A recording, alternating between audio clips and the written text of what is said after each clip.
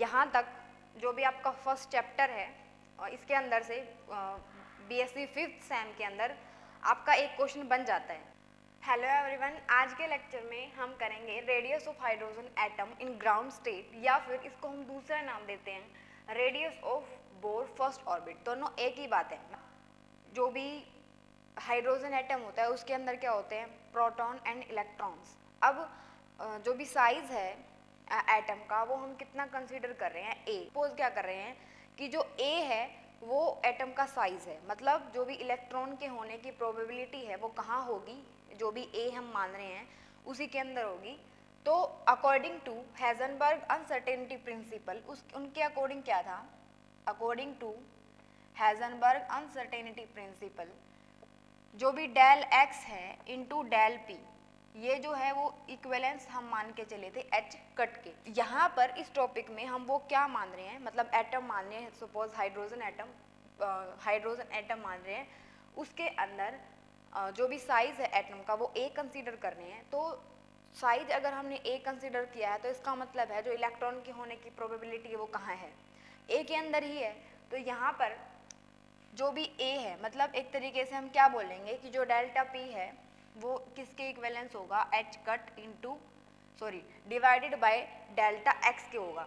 अब यहाँ पर ये हम मतलब इसको हमने इस टॉपिक के अंदर क्या मानना है, ए मानना है, तो इसको हम क्या लिखेंगे, इसको हम लिखेंगे ए, या फिर यही वैल्यू किसके इक्विवेलेंस होगी, P इक्वल्स टू या फिर इक्विवेलेंस एच कट ए के। ये आपकी P की वैल्यू है, इसकी हमें ज़रूरत पड़ेगी अभी। ये आपकी P की वैल्यू होगी। उसके बाद क्या है, जो टोटल एनर्जी है इलेक्ट्रॉन की वो किसके बराबर होती है, टोटल एनर्जी ऑफ इलेक्ट्रॉन। हम बात कर रहे हैं नॉन रिलेटिविस्टिक केस की, नॉन रिलेटिविस्टिक केस की। इसके अंदर जो भी टोटल एनर्जी है उसको हम कैसे डिनोट कर रहे हैं, ई से। ई मतलब काइनेटिक एनर्जी, उसकी पोटेंशियल एनर्जी प्लस उसकी पोटेंशियल एनर्जी। तो यहाँ पर जो टी होता है, मतलब जो काइनेटिक एनर्जी होती है इलेक्ट्रॉन की, वो किसके बराबर होती है, P square divided by 2m plus यहाँ पर उसकी पोटेंशियल एनर्जी को लिखेंगे हम। वो पोटेंशियल एनर्जी इलेक्ट्रॉन के केस में क्या होती है, यहाँ पर दोबारा लिख रहे हैं, P square divided by 2m minus E square divided by 4 pi epsilon not a. अब हमें क्या करना है, हमें निकालनी है रेडियस, निकालनी है हाइड्रोजन एटम की। अब यहाँ पर क्योंकि हम बात कर रहे हैं ग्राउंड स्टेट की, ग्राउंड स्टेट मतलब उसकी लोवेस्ट स्टेट है, तो उसको निकालने के लिए हम क्या करेंगे, जो भी टोटल एनर्जी है आपकी उसको क्या करेंगे, उसका डिफरेंशिएशन करेंगे ए के रिस्पेक्ट में, ठीक है। बिकॉज ए, जो भी ए है उसी के अंदर होने की प्रोबेबिलिटी है, तो जो भी वैल्यू है वो चेंज किसकी हो सकती है, ए की। तो यहाँ पर जब हम D E divided by D A निकालेंगे तो वो वैल्यू किसके बराबर आएगी। सबसे पहले हम यहाँ पर P की वैल्यू पुट करेंगे। P की वैल्यू कौन सी, जो हम यहाँ पर लिखी है, मतलब हम P की वैल्यू को पुट करेंगे इक्वेशन सेकंड के अंदर, तो वो क्या बन जाएगी, वो बनेगी P स्क्वायर है तो H cut square divided by यहाँ पर 2 है तो m a, यहाँ पर क्या हो जाएगा E square divided by 4 pi epsilon not a। Okay, ये आपकी थर्ड इक्वेशन है। इसके बाद क्या है, ये हमने अभी सिर्फ P की वैल्यू को पुट किया है, डिफरेंशिएशन अभी करेंगे हम। ये भी इक्वल्स टू E ही है।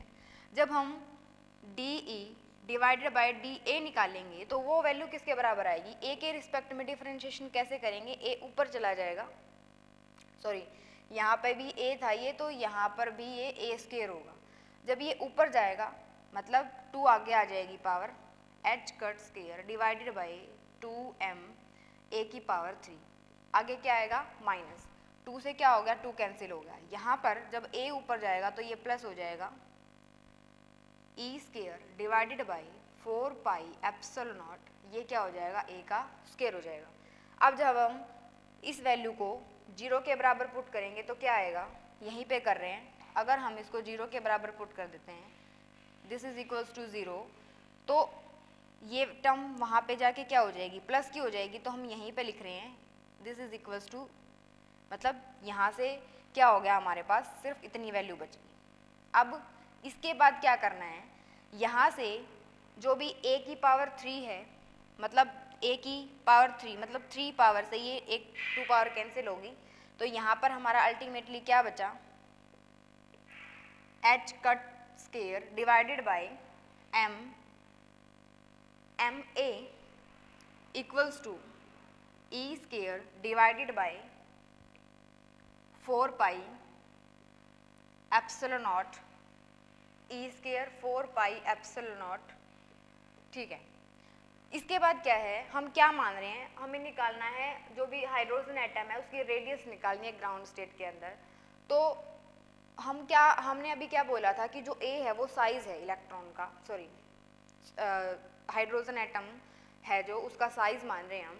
तो इसका मतलब है साइज उसका पूरा का पूरा कंप्लीट है, तो इसका मतलब जो ए हमने माना है, तो वहाँ पर यहाँ पर अब हम क्या कंसिडर कर रहे हैं, बिकॉज ए जो है वो साइज है पूरे एटम का, तो इसका मतलब क्या है, जो रेडियस है वो भी रिलेटेड टू ए, मतलब ए उसमें से थोड़ी सी डिफरेंट होगी उससे, तो लेकिन यहाँ पर हम क्या मान रहे हैं कि जो ए नोट है वो रेडियस है किसकी, हाइड्रोजन एटम की। तो ए नोट मतलब अब हम यहाँ रिप्लेस करेंगे, डिनोट करेंगे ए को ए नोट से, और यहाँ पर लिखेंगे कि ये जो है वो किसको रिप्रेजेंट कर रही है, रेडियस ऑफ ग्राउंड स्टेट को रिप्रेजेंट कर रही है। तो यहाँ से अगर हम h cut square m a not किसके बराबर है, e square divided by 4 pi epsilon not. इसके बाद क्या होगा, इसके बाद है m का मतलब यहाँ हमारा इलेक्ट्रॉन के मास से है, a नॉट का भी मतलब हमें पता है radius of hydrogen atom in the ground state या फिर लोवेस्ट पॉसिबल स्टेट। अब यहाँ से अगर हम a नॉट निकालेंगे तो वो किसके बराबर आएगा, a naught equals to, a naught अगर उधर जाएगा तो ये क्या होगा 4 पाई एप्सिलॉन नॉट। ठीक है, तो यहाँ से क्या हो जाएगा, a नॉट अगर उधर जा रहा है ये इधर आ रहा है, तो h कट स्क्वायर m हमारा इधर, अगर a उधर जा रहा है तो 4 पाई एप्सिलॉन नॉट इधर, h कट स्क्वायर भी इधर ही है, m भी इधर ही है, और e स्क्वायर। इसके बाद क्या होगा, यहाँ पर देखो ये जो वैल्यू है वो भी कांस्टेंट होती है, ये इसकी वैल्यू भी फिक्स होती है, जो भी h कट है उसकी भी वैल्यू हमारे फिक्स होती है, जो भी m है उसकी वैल्यू भी हमें पता है इलेक्ट्रॉन की कितनी होती है, 9.1 इंटू 10⁻⁻31 kg। उसके बाद चार्ज ऑन इलेक्ट्रॉन भी हमें पता है 1.6 इंटू 10⁻⁻19, ठीक है, कूलम।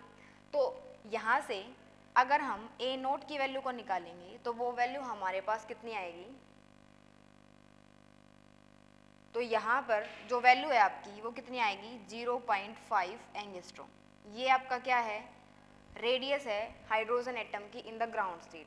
अब ये जो भी इन्होंने बोला था ग्राउंड स्टेट हाइड्रोजन एटम की Pauli exclusive principle, sorry Heisenberg uncertainty principle use करके वो हमने निकाल ली, लेकिन इसके कॉरस्पॉन्डिंग एनर्जी कितनी होती है वो भी हम निकाल रहे हैं। वो एनर्जी कितनी होती है, यहाँ पर लिखेंगे एनर्जी को, जो भी एनर्जी होती है आपकी वो होती है हाफ। यहाँ से अगर जो भी एनर्जी का फॉर्मूला है वो कैसे डिराइव होता है, बोर पोस्टुलेट्स यूज करके डिराइव होता है।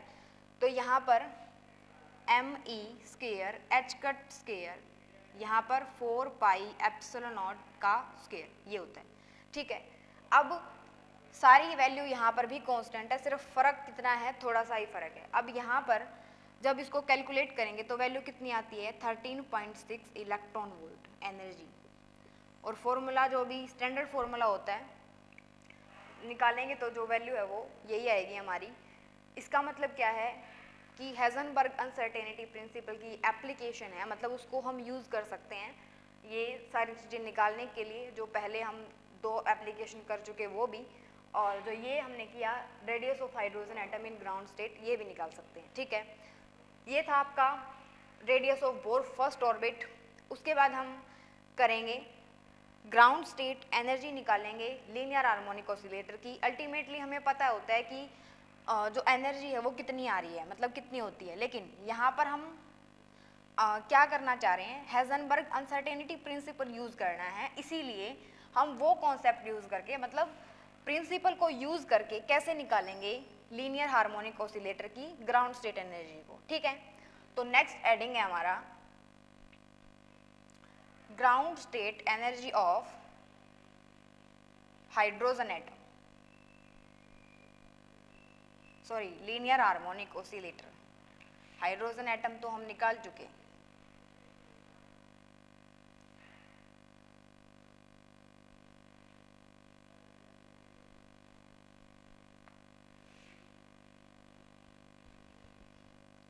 तो नेक्स्ट टॉपिक है आपका ग्राउंड स्टेट एनर्जी ऑफ, ये आपकी फोर्थ एप्लीकेशन है हेजनबर्ग अनसर्टेनिटी प्रिंसिपल की। फोर्थ है ground state energy of linear harmonic oscillator. इसके लिए भी जो प्रोसेस है वो सेम ही रहेगा जैसे हमने हाइड्रोजन एटम के लिए किया था। इसके अंदर क्या है, हमें टोटल एनर्जी लिखनी है, वही पी की वैल्यू लिखनी है, और उसके बाद क्या करना है, उसका डिफरेंशिएशन करना है, मतलब D E divided by D A निकालना है। वहाँ से इक्वल टू 0 पुट करने के बाद जो वैल्यू आएगी वही दोबारा से जो भी आपकी एनर्जी की एक्सप्रेशन थी वहाँ पर पुट करना है। तो हम क्या निकाल सकते हैं, ग्राउंड स्टेट एनर्जी निकाल सकते हैं लीनियर हार्मोनिक ऑसिलेटर की। जो टोटल एनर्जी होती है लीनियर हार्मोनिक ऑसिलेटर की, उसको हम कैसे लिखेंगे, total energy of linear harmonic oscillator, total energy को हम डिनोट करें E से, T प्लस V। यहाँ से जो E है वो किसके बराबर है, यहाँ से जो काइनेटिक एनर्जी है वो वही आएगी, प्लस जो पोटेंशियल एनर्जी होती है लीनियर हार्मोनिक ऑसिलेटर के अंदर वो क्या होती है, half m omega square x। ठीक है, इसके बाद क्या है, हमें क्या करना है, p की वैल्यू को पुट करना है जैसे वहाँ पे पुट किया था। जो भी टोटल एनर्जी आपकी वो क्या होती है, p square divided by 2m plus m square x square. अब हम वहाँ पर हमने हाइड्रोजन एटम को साइज जो है वो a मानना था, यहाँ पर हम क्या मान रहे हैं, यहाँ पर हम ये मान रहे हैं कि जो भी ऑसिलेटर है वो लीनियरली मूव कर रहा है। ठीक है, मतलब लीनियरली ऑसिलेट कर रहा है, तो लीनियरली ऑसिलेट कर रहा है तो जो भी इलेक्ट्रॉन है उसके होने की प्रोबेबिलिटी कहाँ मिलेगी, मतलब जो डेल एक्स है उसकी वैल्यू क्या होगी, ए होगी। तो यहाँ से डेल एक्स या फिर बोल सकते हैं एक्स, उसकी वैल्यू क्या होगी हमारी, ए होगी। ठीक है, यहाँ से अगर हम अनसर्टेनिटी प्रिंसिपल यूज करते हैं तो del x into del p, ये वैल्यू किसके इक्वलेंस है, एच कट बाय 2 के। तो अगर हम डेल्टा एक्स की वैल्यू को पुट कर रहे हैं तो p किसके बराबर आएगा, h डिवाइडेड बाय 2a, क्योंकि हमने डेल्टा एक्स के जगह पे कौन सी वैल्यू पुट कर दी, h कट बाय 2a वाली, बिकॉज हम ये कंसीडर कर रहे हैं कि इलेक्ट्रॉन के होने की प्रोबेबिलिटी जब लीनियर हार्मोनिक ऑसिलेटर 1D में ट्रैवल करेगा, सॉरी ऑसिलेट करेगा, तो A जो है वो अनसर्टेनिटी है in the finding of position of an electron या फिर पार्टिकल। तो यहाँ से ये जो वैल्यू है वो इक्विवेलेंस टू P है, तो P की वैल्यू किसके बराबर आएगी, h cut divided by 2a। ठीक है, यहाँ से जब वैल्यू को यहाँ पुट करते हैं तो क्या आएगा, P की वैल्यू को पुट करेंगे तो h cut square divided bye 2m, h cut square यहाँ पर क्या है 2a है तो 2a का स्क्वायर, प्लस यहाँ पर half m omega square, x को हम a ही मान रहे हैं तो इसको भी हम a ही मानेंगे, बिकॉज आगे जाके हमें डिफरेंशिएशन किसके रिस्पेक्ट में करना है, a के रिस्पेक्ट में। अब अगर हम de डिवाइडेड बाई da निकाल दें तो क्या आएगी वैल्यू, पहले इसको सॉल्व करते हैं, h cut square divided by 2m, यहाँ से 2 की पावर 2 मतलब यहाँ पर क्या हो जाएगा हमारा 8। ठीक है, ये आपका 8 हो जाएगा, m यहाँ से क्या हो जाएगा a square plus half m omega square a square. यहाँ पर सिर्फ हमने इसको रीअरेंज किया अभी, मतलब ये e है हमारी, जब हम de डिवाइडेड बाय da निकालेंगे तो क्या वैल्यू आएगी आपकी, h cut square 8m, a ऊपर जाएगा मतलब -2, यहाँ पर पावर 3, यहाँ पर क्या हो जाएगा अल्टीमेटली m ओमेगा स्क्वायर, 2 से 2 कैंसिल हो जाएगा, यहाँ पर सिर्फ इतना ही बचेगा। उसके बाद क्या स्टेप था हाइड्रोजन एटम के लिए भी, जो पूरी वैल्यू है उसको हम किसके बराबर पुट कर दें, 0 के बराबर। हमें ये नेक्स्ट स्टेप में करना है, यही नहीं करना, मतलब ऐसे लिख के कि जो DE डिवाइडेड बाई DA है वो 0 के इक्वल हमें पुट करना है, लेकिन हम डायरेक्ट यहीं पे कर रहे हैं। तो यहाँ से हमारे पास क्या निकालना है, हमें A निकालना है, ठीक है। या फिर हम ये मानेंगे कि A0 निकालेंगे, ग्राउंड स्टेट एनर्जी। इसके बाद जब हम इसको 0 के इक्वल पुट करते हैं, मतलब यहाँ पर जो A0 है उसका मतलब क्या है कि ground state of linear harmonic oscillator. हमें अल्टीमेटली यही निकालना है। कैसे निकालना है, DE को जब DA के रिस्पेक्ट में डिफरेंशिएट करेंगे eight A equals to A0, ठीक है। तो ये आपका स्टेप है नेक्स्ट। यहाँ से अगर हम निकालेंगे तो ये क्या हो जाएगा, मतलब अल्टीमेटली यहीं पे इसको 0 के इक्वल पुट कर दिया, ये प्लस हो जाएगा, ख़त्म हो गए, ये इक्वल टू में आ जाएगा। अब ये क्या हो जाएगा 4, यहाँ से क्या बचेगा h cut square divided by 4m a की power 3 equals to m omega square a, ठीक है। यहाँ से a को A0 पुट करो और A0 की वैल्यू निकालेंगे तो क्या आएगी वैल्यू, a जो है वो इधर किस में है, मल्टीप्लिकेशन में है, तो या फिर ये जो है यहाँ पर डिवाइड में है तो वहाँ पर जाकर a की पावर 4 हो जाएगा, या फिर A0 की पावर 4 हो जाएगा। यहाँ पर अल्टीमेटली क्या बचेगा, h कट स्केयर 4m, यहाँ पे भी m आएगा, m ओमेगा स्केयर, मतलब ये जो पावर है वो 4 होगी, h cut square 4m m omega. तो यहाँ से हम क्या लिख सकते हैं, 4m स्केयर ओमेगा। अगर A0 की वैल्यू निकालनी है तो A0 की वैल्यू जब निकालेंगे तो इसको कैसे लिखेंगे, h cut square divided by 4m square omega इसकी पावर 1/4। ये आपका क्या है, ग्राउंड स्टेट है लीनियर हार्मोनिक ऑसिलेटर की। अब A0 की वैल्यू को जब हम यहाँ पर पुट करेंगे तो हमारे पास एनर्जी आएगी, यहाँ से अगर हम इसको पुट करते हैं, A0 की वैल्यू को पुट करेंगे, इक्वेशन नंबर स्टार मान सकते हैं इसको, this is equation number star. तो एनर्जी क्या आएगी आपकी, यहाँ पर बिकॉज हम ग्राउंड स्टेट की बात कर रहे हैं, तो ग्राउंड स्टेट की बात कर रहे हैं तो E को क्या पुट करेंगे E0 और A को क्या पुट करेंगे A0 यहाँ पर। तो E0 यहाँ पुट कर दिया, A0 यहाँ पुट कर दिया और A0 यहाँ पुट कर दिया। अब A0 की वैल्यू को जब यहाँ पर पुट करेंगे तो क्या बनेगी value, h cut square 8m, यहाँ पर स्केयर की वैल्यू है, वहाँ पर वो जो वैल्यू थी वो 1/4 की थी, मतलब रीअरेंज करके हमें यहाँ वैल्यू पुट करनी है, plus half m omega square A0 square, मतलब यहाँ पर भी हमें अल्टीमेटली वैल्यू पुट करनी है A0 की। तो जो टोटल एनर्जी, सॉरी जो ग्राउंड स्टेट एनर्जी है लीनियर हार्मोनिक ऑसिलेटर के केस में वो कितनी आती है, हाफ h कट ओमेगा। जब इसको सोल्व करेंगे, वैसे हमें नॉर्मली पता था कि वैल्यू जो है, मतलब रिजल्ट हमारा यही आने वाला है, क्योंकि जो भी लीनियर हार्मोनिक ऑसिलेटर होता है, बेशक हम 0 पे बात कर रहे हैं लेकिन वो ऑसिलेट करता है, ऐसा नहीं है कि वो बिल्कुल रेस्ट में होता है, उसकी फिर भी कुछ ना कुछ एनर्जी होती है, ठीक है। जो भी ग्राउंड स्टेट एनर्जी होती है लीनियर हार्मोनिक ऑसिलेटर की, उसको हम क्या बोलते हैं, उसको हम 0 पॉइंट एनर्जी भी बोलते हैं, 0 पॉइंट एनर्जी, ठीक है। इसको हम ऐसा क्यों बोलते हैं, बिकॉज n की वैल्यू अगर हम यहाँ पर 0 भी पुट कर रहे हैं तब भी हमारी कुछ ना कुछ वैल्यू आ रही है, वो वैल्यू हमारी 0 नहीं है, ठीक है। तो ये था आपका एप्लीकेशन के अंदर था ground state energy of linear harmonic oscillator.